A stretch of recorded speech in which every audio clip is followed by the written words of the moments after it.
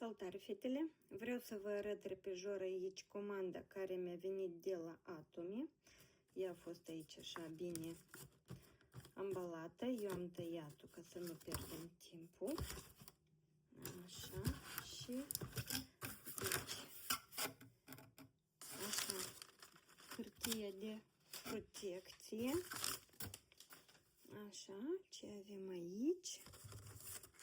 Avem aici un set de periuțe, da, aici intră 8 perii, le-am mai arătat în alte videouri. Aici avem un set de peste de 50 de miligrame, 4 bucăți, un set de măscuțe de hidratare, 10 bucăți și avem Omega Alaska. Iată așa. Așa, fetelor, vine comanda, este bine ambalată. Să vă arăt încă o dată cuțitul. Așa, aici este Atomy Europa, aici deja livrătorii noștri.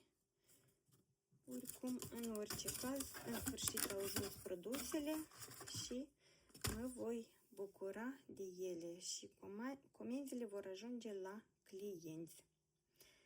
Vă urez și vouă cumpărături plăcute și toate cele bune!